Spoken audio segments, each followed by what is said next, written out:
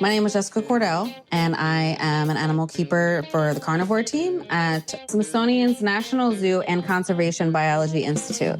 Hello, I'm John Rossi. I'm a touring drummer with a passion for animal conservation. When I'm on the road, I spend as much time as possible visiting zoos, aquariums, and conservation organizations. Now, I want to share those places with you. I'll be talking to keepers, vets, conservationists, anyone who can help me in my mission of connecting my people to animals through their people. Join me on my Rossifari. Hi, hello, how are you? Welcome to a very special episode of the Rossifari podcast.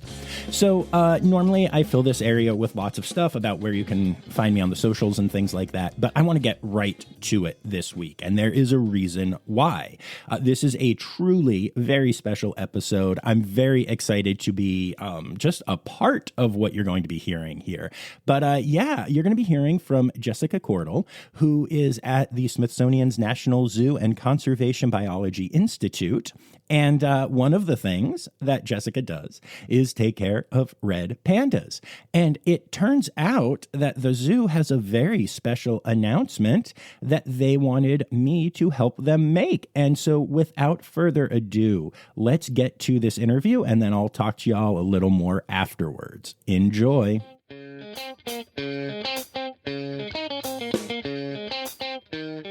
I'm very excited to have you here. Obviously, we are friends, and this is our first chance. This is actually our first chance to hang out in person, which is fun. Correct. Yeah, exactly. And we missed each other at AZA. We kept trying to meet.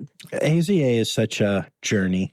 Yes, that conference is just it's so fun, but it's so crazy. Right, exactly. And nothing you can't always You always try to make plans, and it's hilarious. Yeah. Right, exactly. But yeah, all right. So now we're here, and we're at this cool, nifty, closed facility. And specifically, we're here to talk about red pandas. Woo-hoo. Shocking the heck out of my audience. I know, so surprising. Yes. And so right off the bat, you have a very special announcement that you would like to make. So go ahead and make it. We currently have one red panda baby cub.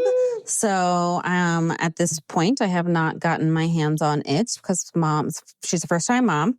So the cub was born to Kiahi is mom, and dad is Rocket, who was actually born here. Rocket was born here.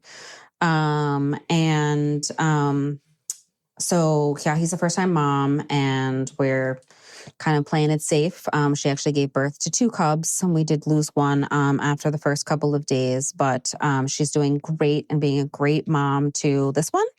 And so we're kind of keeping our hands off and being really letting her do her job without us interfering. So I don't even know what sex it is yet. I think that it might be a female, just based on what I can see from video and things like that. And I can peek in on it in live, up close, but I just haven't touched it yet to really completely confirm that. So yeah, we're really excited. We have not had births for 2 years, so it's nice to have some babies again and be something to be really excited about. And we're finally kind of out of that woods standpoint. So she was born on the 22nd, I think. Okay. I would have to confirm. I think it's 22nd. She's doing great. So she's just about 3 weeks old, I think. That's fantastic. Yeah. Yeah, very cool. And I keep saying she, and I shouldn't. It's it. Sorry. The cub. I need to point out to you that while I am very excited about this, I finally make it out here and finally get to see you. And Panda is closed down for this little cub. I'm sorry. What is even happening with my life right now? I know, exactly. Exactly. You can't even come down and see them. It's craziness. I'm so sad, and probably won't try to steal. No, I'm kidding. No. But no, we don't do that. No. Yes. But, I'm not even touching it. I don't think Mom's going to let you touch it. No. And pandas no babysitting. Can be fierce.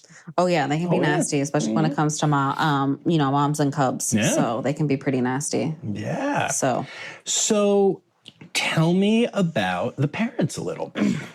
So Rocket was born here. His mom was actually born here too. So they kind of have that family lineage here, which is really nice. So his mom was Moonlight. Her mom was Reagan, so it's a family line. But his mom was actually hand raised. One of our 2 sets of like kind of year to year, back to back years, we hand raised 5 cubs all in the same, like back to back. So that was stressful and crazy 2 years. But anyhow, Moonlight was a product of that. And she was a great female, great mom. So the people that say the hand raised animals don't make good moms, that's not true. Especially not when it comes to red pandas. I'm not going to say for every species that's great, but she did fantastic. But with Rocket, we were actually able to, because of the fact that we hand raised her, we were able to have a bit of a different relationship and interact with him a lot more, especially me particularly. So we were able to do a lot more things, like handle him in front of her. She didn't really seem to mind any of that. She would actually bring him out more. And she just had him. He was a giant baby, and he was the only cub. She was only pregnant with one. That's very rare. Yeah. So he was huge. He was like one of the biggest babies I've seen. She did great with him. She was fantastic, and she allowed us to do everything with him. So he's only lived here. And he originally actually was supposed to be sent out. We weren't even going to breed him. And then we ended up breeding him 2 years ago. So he he has one other offspring, like living offspring right now. But we kept him again, and you know how genetics works. So just based on how things have all fallen out, he had another breeding recommendation. He's fairly valuable in the population. And so here we are with him. And he's great. Just from a keeper standpoint, he's fantastic. He's a great animal to work with. He can be a little dirty and messy, but they're pandas. They're all gross. Which ones can't? Yeah, the pandas are they're so nasty.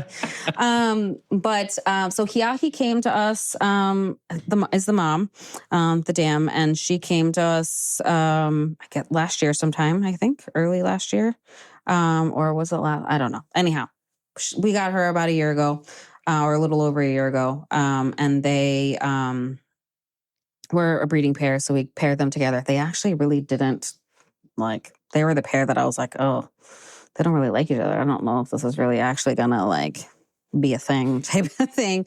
But sure enough, we were actually driving down to the leopard facility. We drive past pandas to get to leopards. And our new senior curator was in the truck with me, and we literally drive by, and they're like going at it. And I was like, oh, okay. Well, they like each other enough for that. That's perfect. But we had like a foot injury with her from looked like a bite, and like tons of stuff prior to the breeding. So we weren't sure if that was going to happen, but they seemed to make it work. We have separated them since, allowing her like space and time to care for the cubs on her own.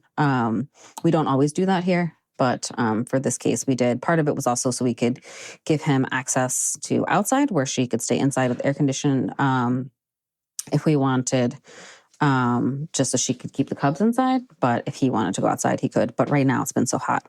No one's been going outside. So hot. It's not ideal panda weather for sure. Not at all. They're not designed for this at all. But yeah, he's good. She's great. Her personality is interesting because originally when we got her, the staff that the zoo that we got her from said, oh, she's like really timid. She's more timid than her sibling. She doesn't do this well. She doesn't do that well. She's just really nervous about, new things and new spaces. And I think just the move herself probably just kind of changed, and also her growing and kind of learning. And now she'll get onto the scale all by herself. She'll come down today. I was able to put Frontline on her with no problem. She'll, readily take fruit from us. And we're able to do all of those things. And she actually allowed us to, it was a work with her, but we were able to actually train her for ultrasound and x-rays. The x-rays, we were not able to get any conclusive for her. She had gotten to the point in her pregnancy that she was overdoing anything for us at that point, and Fair. everything was stressing her out. So we just said, forget that. We at least confirmed that she was pregnant, and the vet staff was pretty confident that there was 2 cubs. But she, after a lot of practice and trying, and I think she was kind of tired of me. So I actually wasn't even there the day that they got confirmed ultrasound from her. I think it was literally just me. She was like, I'm over you. I'm over you completely. But she did great. We were able to do that, confirm pregnancy ahead of time, and got everything all ready for her. So nice. Now, isn't ultrasounding a panda harder than a lot of species because they have such thick fur? Yeah, you have to use so much ultrasound gel. Oh my gosh, it's awful. Alcohol obviously is not great to use because you don't want them to like lick it, it does evaporate or whatever. So we just have to use so much ultrasound gel. And we do try to wipe it off as much as possible. But if they do lick some, it doesn't hurt them. It's not like, it's safe in that regard. We do try to get it off, but at least it doesn't hurt them. But yeah, you have to use a lot. And different zoos do different things and how they position them. We get them to stand up kind of on their hind end and hold on to a bar. And then the vet staff is able to ultrasound while they're standing up. I've seen other videos and trainings where people are actually doing them when they're just standing on all fours. So it kind of just depends on the female and their comfortability. We did try on all fours with her, but she wasn't as tolerant as our other female. Right. Can you, when you're doing it on all fours, are you still going underneath, or do you try and do it from the side, or how? You have to still go underneath, but you still have to go, you have to go really low. To really get it. It's so funny. Like every single vet that because we've had a number of vets over the years because we've been doing this for a long time. Yeah. With this species, and we started out doing it, and every single vet wants to do it kind of higher up where you think that they are, and they're like, no, you actually kind of have to start almost like down at the bottoms of their hips, and then kind of like push and like work their way up. So it's actually that actually is really a lot lower than like normal. So, but yeah, from what I understand, it's the same kind of positioning. Really interesting. Though. Just thinking it because I've seen a couple of Red Panda ultrasounds, which is a sentence I still can't believe I get to say now. But they're always a lot of zoos do it that way. So the first zoo that I ever saw doing it was Cincinnati. Same. And they had one female that preferred standing up, and they had one female that was on that preferred on all four. Interesting. And they actually got her to kind of like stretch out a little. I think they're the ones that actually used more of like a snag that got her to stretch further out, and then they were able to do it. I'm not 100% sure if like my memory serving me correct with that, but yes, they were able to do that. So that was kind of where I got the idea from. We had a Red Panda husbandry course that I was attending, and met the keeper at the time, Lissa Browning, and she's the one that gave the presentation on it. And I was like, ran back and I was like, I want to do this. I was early in my career, and came back. My boss, he's since retired, but he was like, oh, training, yay, and I was like, I want to try this. And he's like, sure, fine, kind of gave in to my like wanting to do it. And it worked out really well for us. So that's really cool. Yeah. I love that. And so, it's time for interrupting John. All right, y'all. So before we move on with the interview, I have a couple of things that I wanted to drop in here quick. So we recorded this interview a while ago, as you can tell, and you may be wondering, well, how's the cub doing? Well, I am pleased to tell you that you'll get to find out on September 20th, which is International Red Panda Day, and at which point the Smithsonian will be updating us on the cub. And then the other thing that I needed to interrupt the interview to tell you is that in case you don't remember this, A wonderful red panda who many of us loved very deeply, named Miso, who lived her life at the Greensboro Science Center, recently passed away. And Miso was actually born at the Smithsonian National Zoo and Conservation Biology Institute. And so she hadn't passed away when we recorded this interview, which is why Jessica and I, who both love Miso very, very much, now go into a conversation about her. So I certainly didn't want to cut that, and I thought this was actually a really lovely way to memorialize Miso even more than we already have done on this podcast. But I did want to give you a heads up because that's where we're going right now. So sit back and learn about one of the best pandas to ever live, even though her life ended up being shorter than any of us hoped. Okay, back to the interview. There's another animal that you and I share a history with that we need to talk about, because I don't know how many of you listening know this, but y'all know that I love me some Miso at the Greensboro Science Center. Miso is a very important panda to me, and Miso actually came from here. Yes, she did. So what can you tell me about my baby girl? Well, she, again, was born to a first-time mom. And she was another singleton, actually. Now that we've been talking about singletons a little bit. And she was also another big baby. So, kind of these things. But her mom was also, a lot more high-stressed. Her mom, Scarlett, and she was more high stress, and we knew that kind of going in that there was a chance that she was going to do a lot of stuff. And then when we confirmed through ultrasound and then x-rays that there was only one cub, we kind of knew that there was a chance that she was going to carry a lot, because a lot of times when there's one cub and the female is more stressed, sometimes there's more tendency to carry the cub. They want to take the cub with them. When there's two, you can't really carry two at one time. So it helps them settle down a lot faster having two or more. She was doing a good job. She was trying her best. But she overloved the baby, is what we like to say. She just carried her around, wanted her to be around. But over time, with the baby being so big and her carrying her so much, she had developed a wound in her neck. And that's actually how we were able to, again, we were trying to stay hands off because we were trying not to do a lot of stuff to try to reduce that carrying.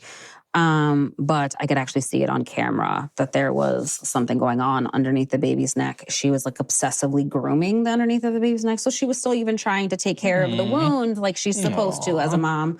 So she was still doing all the things that she should be doing, other than kind of overloving this baby. So we went in, we obviously conversed with vet staff and had a conversation, and vet staff, it was a weekend, and vet staff's we're going to have to, you got to have to look at it. So I at least went in with real quick, fed mom, got her kind of occupied, and gave her some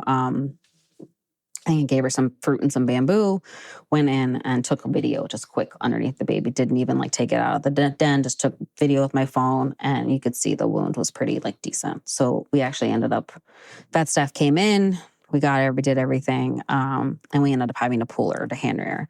Mom would have continued to care for her, but it was just, the wound was too, kind of, out of control at that point. It Sure. really needed to be healed.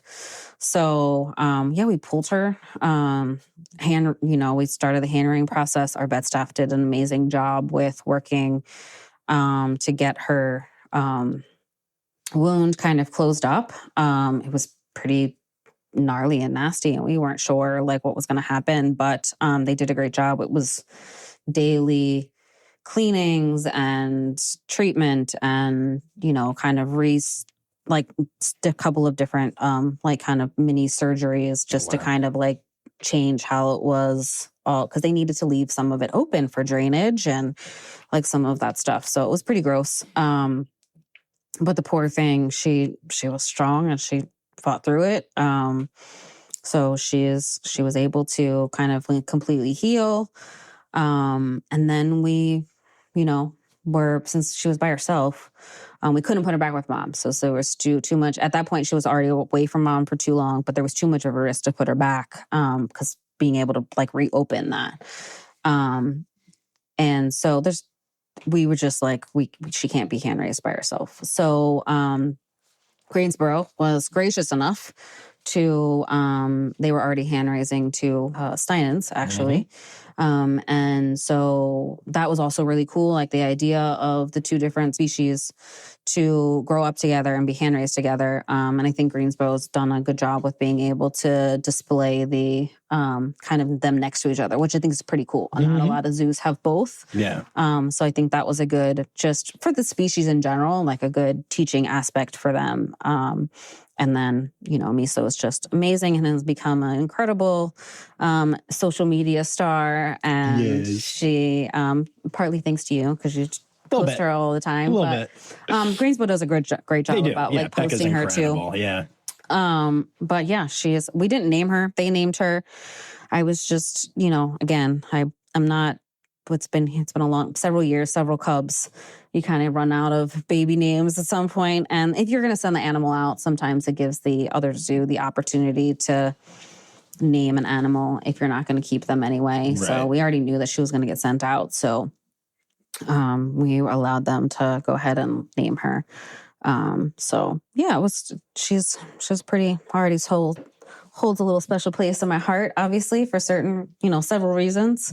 And I love getting and seeing the updates from her online, and both in email and online. So yeah, she's a fantastic girl. It's funny that she was such a big cub because, she shows up and she is the smaller species of panda, and she's a few weeks behind Zuko and Azula. So I'm seeing these like panda cubs and then Miso. Right. And it was like when you said that, I literally was like, yeah, I guess that makes sense, but not when it was them together. Right, exactly. Yeah. That's fascinating. Yeah. So they've done a great job with her. They've met some challenges with her and some of her other health concerns, but she's doing great. Yeah, no, she is thriving and adorable. Now, you mentioned that, she had to leave because she was a single cub. Yeah. And you mentioned that there were 2 cubs born this year, but one didn't make it, which is very common with red pandas in human care and in the wild. Yes. So does that mean that you're going to be losing your baby again?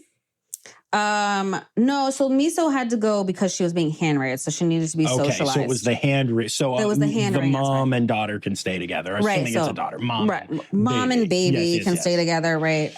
So if everything continues to go well, knock on wood, and she does great, and continues to be a great mom, they can stay together. Sweet. And they usually can stay together for depending on what's going on, like depending on the breeding recommendations. Some zoos actually even leave cubs with mom even during the next breeding season because they're not able to be bred yet. They don't really interfere in that at all. But they can stay with mom for up to a year. But we usually separate kind of after that. We obviously wait till they're weaned and all of that stuff, but we usually separate before the next breeding season. If the female is going to be bred again. If the female is not, sometimes we'll leave them longer. It's just, for the socialization aspect of it, we do know that females will live together or at least stay close to each other in the wild, whether it be sisters or mom, daughter, offspring type of stuff. It kind of just depends on what's going on. So they will, that's not like a horrible, it's not like the baby's always dispersed like immediately. So gotcha. So yeah, they could stay together. It'll also kind of depend on our space and what the breeding recs turn out to be. So we'll see what that life is like when the time comes around. Actually, it's coming up soon. We've been trying to work on planning and getting the planning meeting together. So that's also fun times. Nice. So. Very cool. And we will get to that in a bit here. But this is all really exciting stuff and very cool. I am curious. So with the Miso story, you mentioned that, Scarlett was very too loving and too attached. And so I know that we can't speak to them. We don't speak Red Panda, but obviously these animals and you get to know them. So when you pull a cub, either in general or just in the specific case of Miso or whatever, is there a reaction from the mom? Is there anything that you have to do to kind of help them get through it? Or are we just anthropomorphizing way too much here? I think there's a little bit of both. So I think it's, she did seem to go and look for her. She did go into the dens and look for her, but that kind of dissipated after pretty much 24 to 48 hours. It was pretty much, she was like back to normal, like, oh, okay.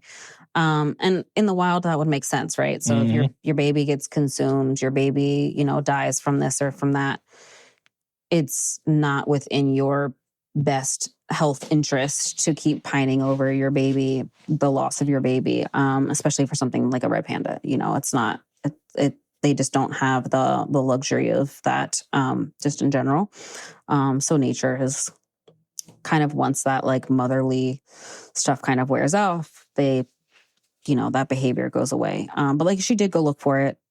She did, kind of run around and look for it.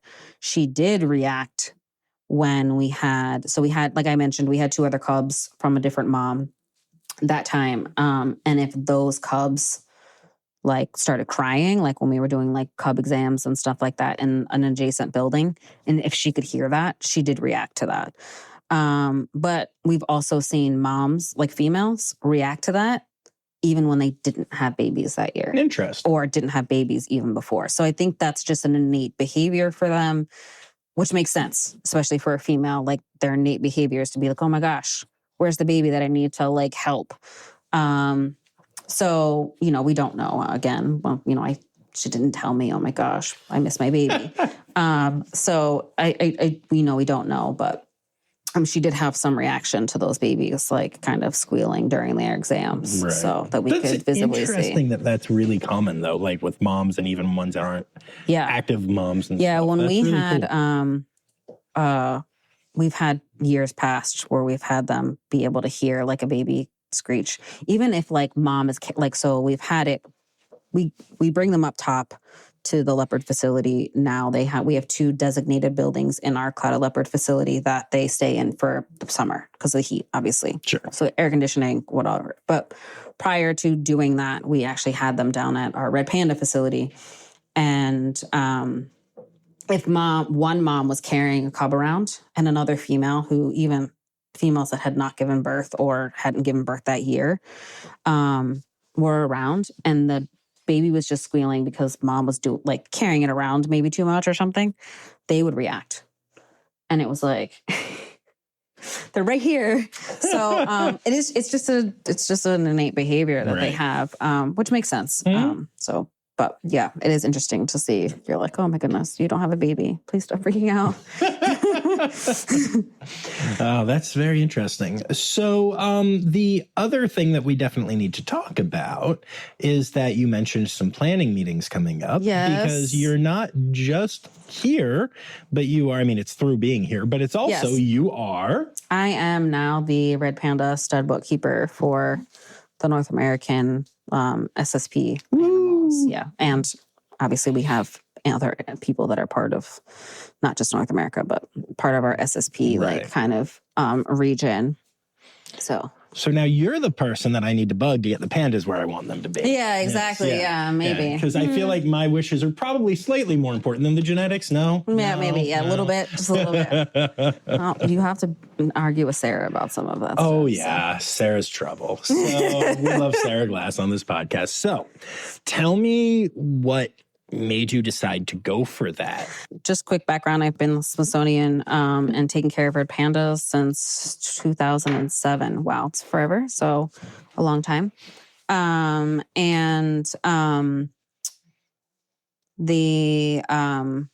have my very first planning meeting and husbandry course was for red pandas. So it was my very first exposure to all of it. It was in Knoxville with Sarah. Mary was there, the previous double keeper. And I learned so much from them at that point. And it just I was like, oh my gosh, this is amazing. And ever since then, I've been just really wanting to be more involved in just the SSP in general.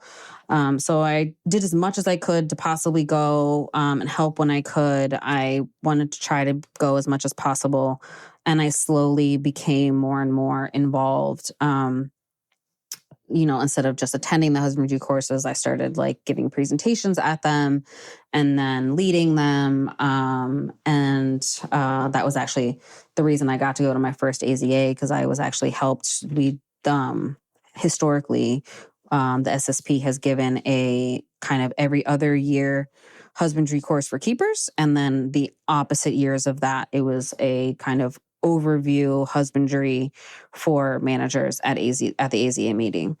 So that was my first opportunity to kind of be in that capacity, which was really amazing. And Sarah and Mary were fantastic with kind of leading me through that and really being a part of that. That was actually the first time I got to meet Nikki as well. Nice. Nikki was Boyd. at that meeting. Love Nikki. So leader of the Safe Red Panda program. Yep.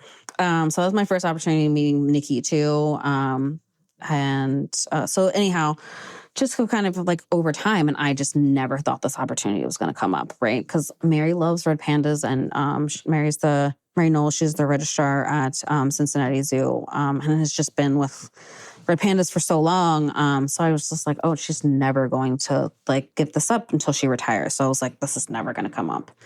And then last fall, she decided to step away just because of other work reasons and things like that. And the opportunity came up, and I was like, we got an email from her, and I was just like, almost like a deer caught in headlights, like, oh my gosh, what? Wait, huh? I'm so confused. Like, this is such an emotional thing for me, because not only like I'm really sad, like I love working with Mary, and I've learned so much from her. And Sarah, and then it was like also this other thing that was like could happen, that I was like, oh my gosh, this is amazing.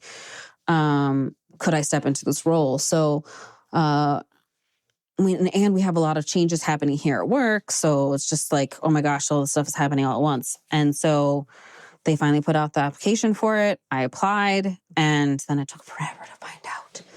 And I was like, oh my gosh. You were texting me nervously, repeatedly about it. I don't know if I'm getting this. I hope I am.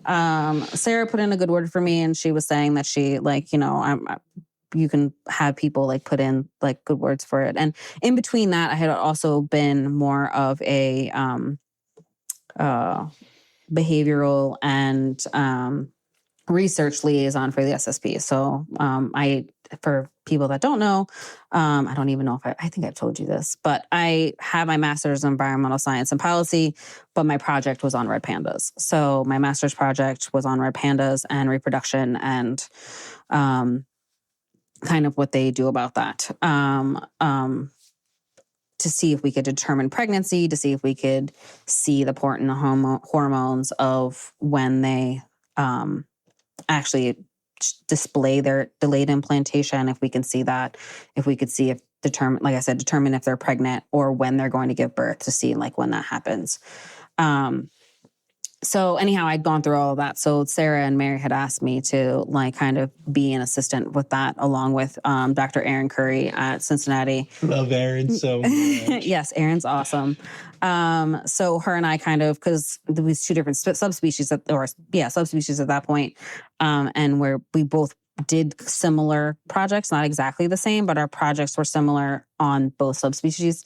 So that was also kind of interesting to see the differences kind of between them. And so her and I have worked together on trying to like field some of the research aspects of things, and kind of go through that type of stuff. So it's just this gradual process. And now I'm in this like role. And then it's like, you have planning meeting come up. I haven't even taken population management 1 course yet. So luckily our senior curator, Colleen, has been like kind of giving me quick lessons, like in the office here, if I need it for certain things. And then right now, trying to get together and like learn all the PMC track stuff that I need to learn on this side. I've been the IR for years and I've been like learning that. And now I'm like, oh no, I have to learn this whole other side of things. And it's like a crash course because our planning meeting is like in August. So amazing. Right. So and y'all do 2 a year, don't you? We do. Yeah, which is very uncommon. It is very uncommon. And we used to not. We used to only do 1 in August. But it's really hard to place cubs. And some zoos need their cubs placed. Right. But it's really hard to place cubs when they're like, we don't even know what gender some of them are, depending on what time we have the meeting. But we have to have the meeting in August, really, because of how their reproductive cycle works, because of them being delayed implanters and because of their long gestation and everything we have to deal with that, we need to, if moves need to be made, they need to be able to start making those moves by September, at the end of September and October. So yeah, we kind of have to. So we do another one usually in February, and it's just a mini interim planning. And it's usually just to place cubs or fill in like holes like from animals that have passed. We don't want people going without like empty exhibits and stuff like that. And it's been helpful in to kind of doing that. Because it's a kind of a planned time. Everybody's expecting it. Where before Sarah and Mary were having to just be like, oh, okay, so this animal can go here, this animal can go here. And kind of were doing it just kind of on their own, like making these little small recs here and there. So now we just have a planned time to do such that smaller aspect of it. We're not really setting up pairs or anything like that in that February meeting. It's usually just filling in empty exhibit spaces and placing cubs at that point, because we'll know their genders by then and things like that. So speaking of placing cubs, red pandas are wildly popular right now. Yes. And more zoos are opening up red panda habitats. Maryland Zoo is going to be opening one next year. Minnesota Zoo just opened one the year before that. I know Fort Wayne Children's Zoo did, or Fort Wayne Zoo now, I don't know. Anyway, but so like that's a thing.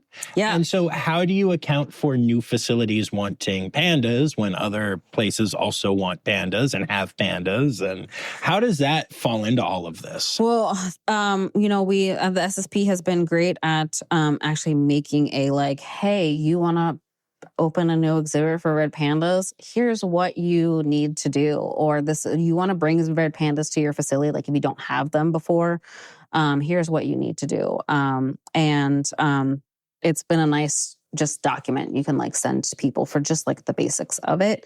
It's made it really a lot easier to like send that out. And then the husbandry course has helped as well in the past. Because of COVID, this husbandry, we're also planning a husbandry course right now, which is also interesting, trying to learn the stud book stuff and then also try to plan this husbandry course. So it'll be our first one since COVID.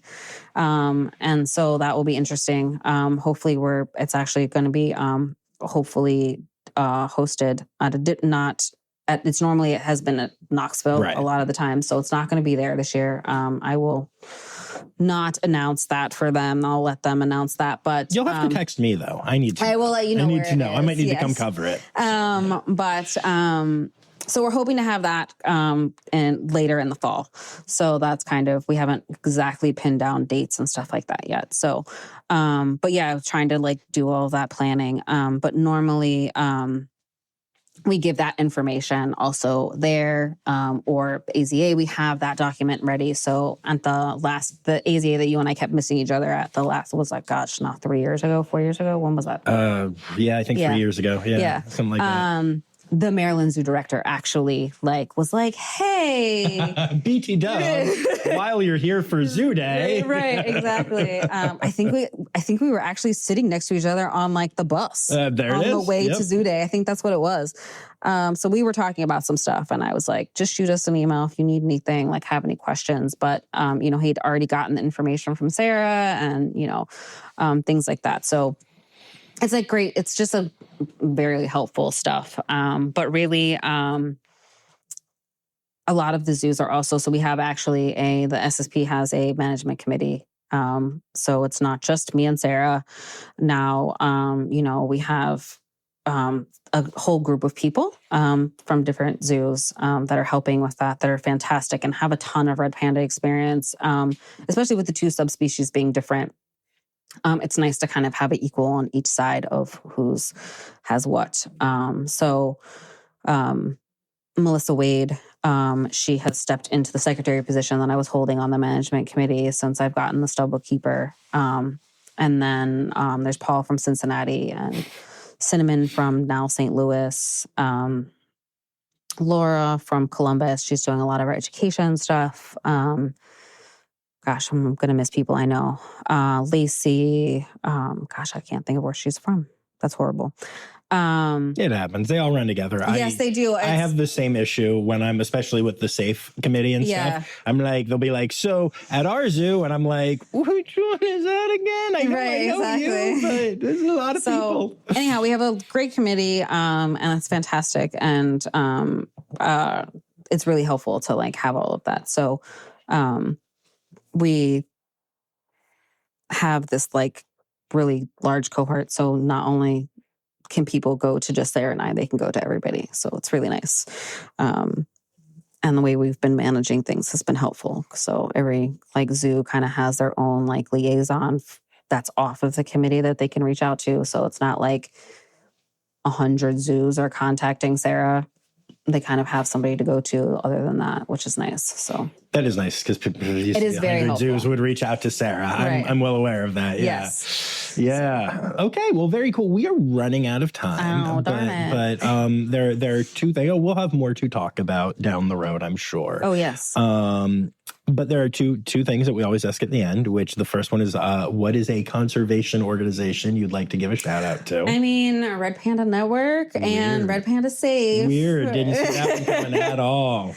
Nope. Yep. Those are going to be my two go-to for that. Very good. Yes, of course. It's time now, don't you know? We've come to the end of the show. But there's one tale left to go. You're gonna laugh and say, oh no. It's time for the Rossifari poop story.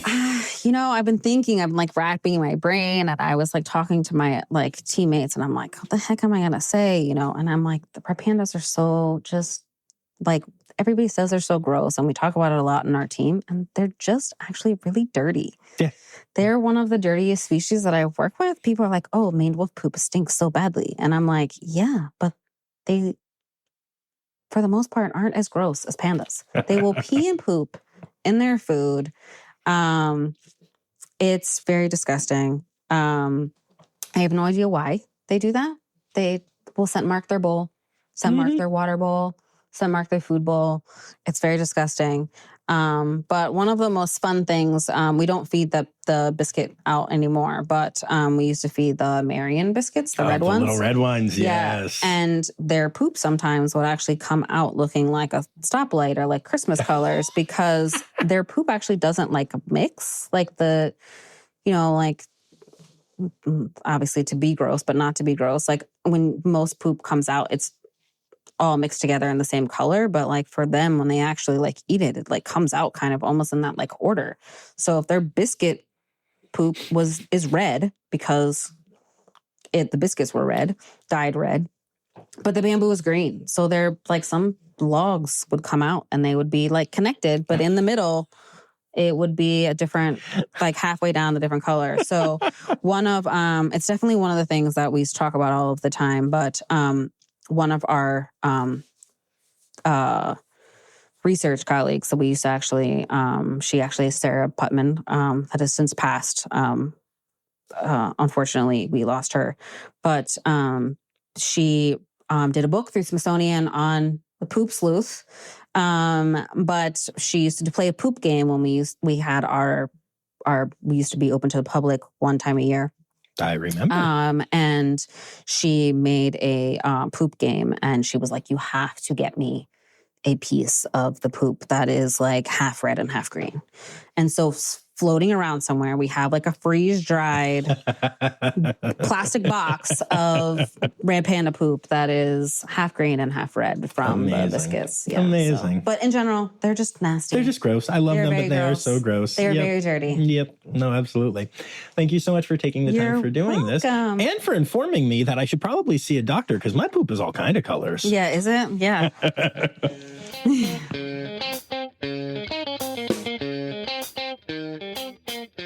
I literally cannot believe how excited I am that I got to help share the story of a baby red panda with y'all. Woo! So I am so thankful to everyone at the Smithsonian's National Zoo and Conservation Biology Institute for letting me do this. And I know you hear it in the episode a little bit, but like, I just love Jessica. Just a great human. We've had a relationship for a while now, and this was actually our first time meeting in person. Thank you, Internet. And it was just fantastic. I love bringing the people who have impressed me so much to the rest of y'all, and this was one of those episodes. So I hope y'all enjoyed that as much as I did. Now, before we go, quick reminder to hit subscribe so that you don't miss any of these episodes on Tuesday or our Zoo News episodes every Friday. Make sure that you're following along on the socials at Rossifari, at Rossifari Pod on the TikTok machine. And don't forget that you can hit up patreon.com/Rossifari to support the podcast for as little as $3 a month. And some of the people who have done that are my Red Panda level patrons, Dr. Laura Schenk, Dr. Stephen Williamson, Barbara Bennett, Jenny Owens, Melissa Reed, Carrie Kirkpatrick, John Lewis, who is also here for stickers, and Kevin Williams. And I'm so grateful to all of them. So yeah, with all of that said, baby red panda, yay! Oh, and don't forget, the word credits backwards is Steiner. The Rossifari podcast is produced, hosted, and engineered by John Rossi. Editing and fact-checking by John and Dr. Zoe Rossi. Our theme song is Sevens by Nathan Burke, performed by Nathan and John. Interrupting John theme and additional voices by Taylor Isaac Gray. You can reach John directly on Instagram and Facebook at Rossifari or by email at rossifaripod@gmail.com. Rossifari is part of the Daydreamer Media Network. Now, stop listening to me and go visit a zoo.